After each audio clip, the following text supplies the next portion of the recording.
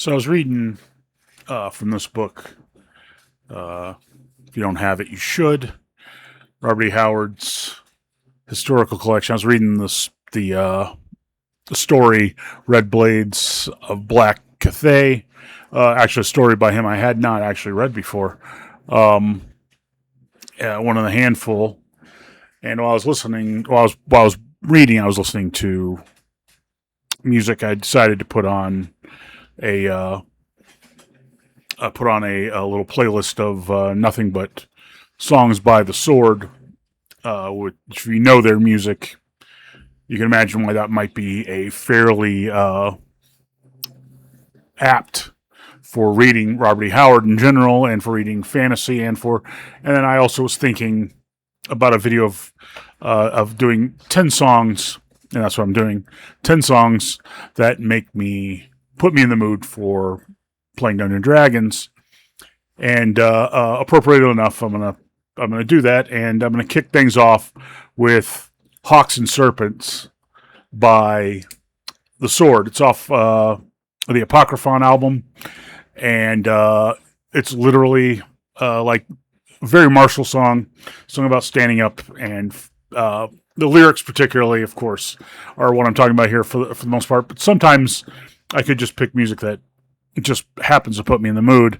But yeah, I could do this whole video of just 10 songs by The Sword, but Hawks and Serpents would have to be right at the top of the list. Although it could be Barrel's Blade, which is clearly just pure fantasy, or it could be Maiden, Mother, and Crone, or it could be Dying Earth, or it could be, of course, Winter Wolves, and there's a bunch of stuff. I could just keep going on and on, but Hawks and Serpents, literally a song about peaceful people being attacked by outsiders, has kind of a fantasy vibe and a kind of a post-apocalyptic vibe. It's not a clear narrative of what's going on, other than they're being attacked by people who are an implacable foe, and it's time to melt down your plowshares and pick up your swords instead of going on. But this list, I should say, is in no particular order, but I am starting with The Sword because, well, The Sword has like 30 songs that could be on this list, and there are a few other bands that could be like this. The next song, number 2 song on this list, which in no particular order, is Ramble On by Led Zeppelin. And it could have been Battle of Evermore too, but again, I'm trying to just keep it to one song by these guys. And just Ramble On always made me think that I wanted to go adventuring in real life. Even it is actually only tangentially related. I mean, there's one line about being in the darkest depths of Mordor, and it's not quite a it's just that one verse where it's in dark depths of Mordor. That's not the only part, but that leads to that kind of mystical wandering on. What are adventurers? It's the murder hobo thing. You know, it's the cheerful side of being the murder hobo, which is the wandering from place to place, never settling down, always rambling, always carrying on. Most campaigns don't get to the point where the players become lords and set up fiefdoms of their own. And that is that's the tone of Ramble On. Next song is by another band that I could have picked a few other choices here, but I picked from Iron Maiden, Prodigal Son. Prodigal Son is my favorite Iron Maiden songs from their second album, Killers, which is my favorite album by Iron Maiden. One of my definitely a personal top 5 album of all time. Yeah, and it's because it's about magic. It's because it's about, and it's I've always had a much more of a strong reaction to kind of a dark fantasy feel. Even Advanced Dungeons and Dragons doesn't quite get quite as dark as I would like. I would very much like to would not mind running a Stormbringer campaign or a Call of Cthulhu or anything that has where magic has even more of a downside. It's one of the things I like about Rollmasters. It's at least every time you cast a spell, there's a danger you can, screw yourself up with.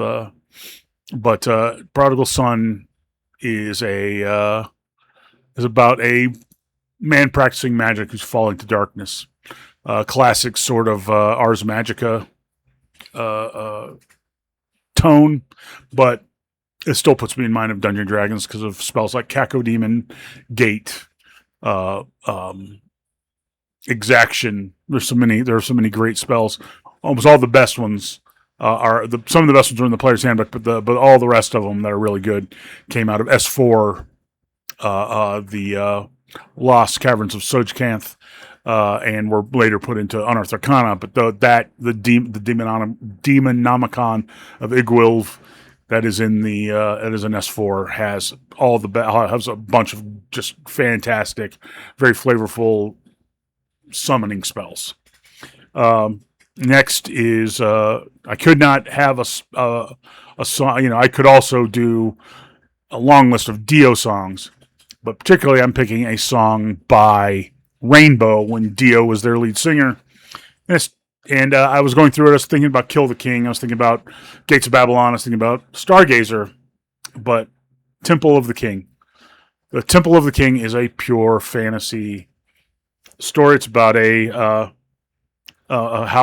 about someone who would be king. They have to go to the Temple of the King, and what they experience within the temple transforms them into someone ready to be king. Very much a wonderful fantasy idea. I don't know if there's any fiction along that line. I'm much more into the sword and sorcery stuff and horror fantasy, or the darker side of fantasy and cosmic horror and weird science, weird fiction.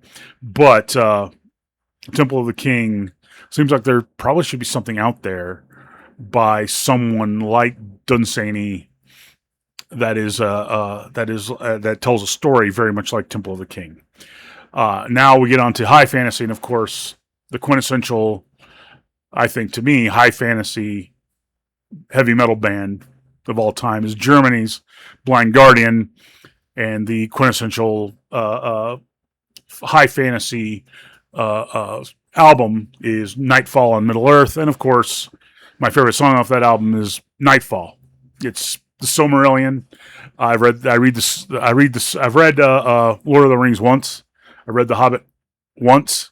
I've read the Silmarillion 4 or 5 times. I'm that kind of a boring person. And I love Nightfall. It is when Morgoth and Ungoliant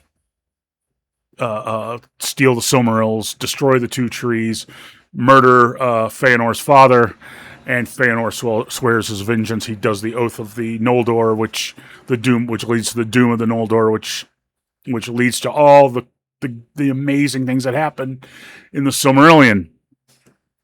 I can't imagine, and that does make me want to play does make me want to play Dungeons and Dragons. Makes me want to read Tolkien's Silmarillion again.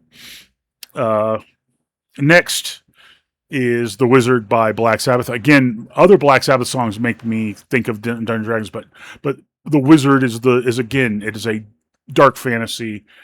The Wizard is a terrifying person. The Wizard's not this wizard's not Gandalf. This wizard is much more like the guy from Prodigal Son, what he will turn into.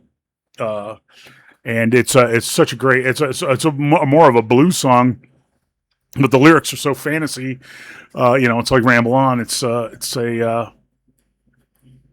obviously not a metal song. It is pretty much a straight up blues rocker, but everyone's happy when the wizard walks by. Reminds me, of course, of the ending lines of the festival by Lovecraft, where blessed is the town where no wizard hath. Where blessed is the Graveyard Where No Wizard Hath Lain. Yeah, yeah, it's a fantastic. It's a good song. Now I get to another type of music that another band that I could have like 50 songs. That's Celtic Frost, and I'm picking "Circle of the Tyrant" because it's my favorite song by Celtic Frost. Uh, Celtic Frost is almost they are dark fantasy. I mean, you could build an entire dark fantasy campaign around the lyrics from their various songs. Circle of the Tyrant and Circle of the Tyrants and Into the Crypts of Rays, and there's so many good Circle of the Tyrant. I've never been to their that darker European metal gets to me. I like it, but I can't listen to it as regularly as like as like the British and American metal bands. But Celtic Frost is great, and Circle of the Tyrant. Anything that had, I always associate fantasy with warfare and battle and struggles between light and darkness, and Circle of the Tyrant certainly fits that stuff. Another band that has a ton of stuff that could be on this list, Candlemass, but the one specific song by Candlemass is Bells of Acheron, just because the lyrics are more, but I could do Blackstone Wielder or